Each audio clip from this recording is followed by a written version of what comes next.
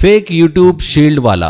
दरूर नामक गांव में किशन नाम का एक कारपेंटर रहता था। वो थोड़ा चैप्टर टाइप का आदमी था। छोटा हो या बड़ा, किसी को भी अनाप शनाप बोलता था, इसलिए कहीं पर भी नहीं टिकता था और उसे कोई भी काम पे नहीं रखता था। अब वो घर घर घूमकर कारपेंटर का काम है क्या पूछते रहता था।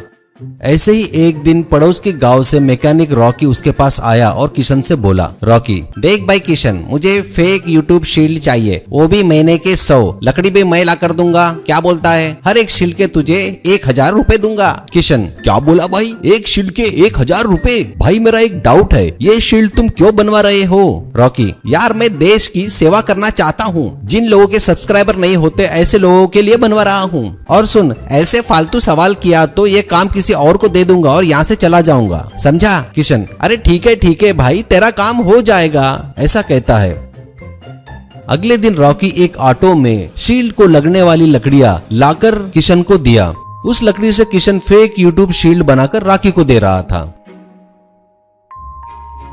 ऐसे ही एक दिन किशन लकड़ी काट रहा था तो उसमें से कुछ नशीले पदार्थ निकली। ये देख किशन अपना काम छोड़कर रॉकी के पास गया और उससे बोलता है, रॉकी, ओहो, तो तुझे पता चल गया, तूने देख लिया। हाँ, जब मैंने तेरे को बोला था सिर्फ लकड़ी काटना था, आड़ा टेढ़ा क्यों काटा? चेक करने की क्या जरूरत थी? ऐसा बोला। किशन तो चैप्टर ही था। तब किशन बोला, क्या बताओ यार, मैं तो ऐसा ही हूँ, मेरी मेहनत और पूरा पैसा तेरा, ये ठीक नहीं है भाई। जो भी होगा अब आधा आधा होगा, मैं अपने हक के लिए कुछ भी कर सकता हूँ। रॉकी, अरे बेवकूफ, कभी ऐसी मेहनत करने वालों को पूरा पैसा नहीं मिलता। ऐसे काम को मैनेज करने के लिए नीचे से ऊपर तक पैसे बांटना पड़ता है, और जो मेरे पास बचता है उसमें से 20% तो तुझे देता हूँ। और वैसे भी तू खाली फीली फालतू पड़ा था, फिर भी मैंने तेरे को काम दिया। अब ज्यादा नखरे किया ना तो ये काम भी नहीं दूंगा, सोच ले। ये सुनकर किशन वहां से चला गया।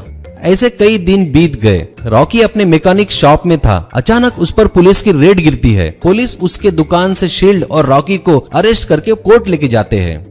रॉकी कोर्ट के बाहर एक पुलिस सिपाही से, क्या साहब, पूरा काम अच्छे से किया, किसी को शक भी नहीं हुआ, इतना संभाल कर किया, फिर भी ये रेड कैसी हुई साहब? सिपाही, अबे तू भी नहीं झंडू, एसआई, आईएसआई, प्रेसिडेंट, मिनिस्टर, अरे गांव के 4-5 नहीं, लगभग 60 लोग, पूरा गैंग अंदर हो गया है। रॉकी, क्या बात कर रहे हो साहब, पूरा गैंग अंदर हो गया क्या? ये कैसे हुआ साहब? सिपाही, क्या बताओ रे, वो जो किशन है ना, वो कोर्ट में केस डाला कि उसका हिस्सा बरोबर नहीं मिल रहा है करके।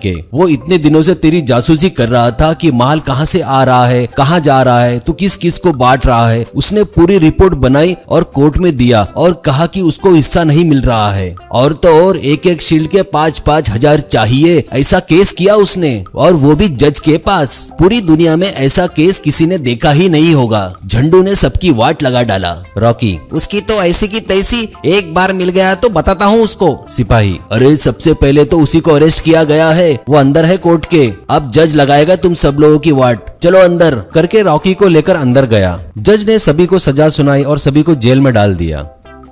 अंदर जेल में जब किशन सबको मिला तब सब बारी बारी किशन को खूब धोया, खूब मारे, खूब पिटाई की उसकी।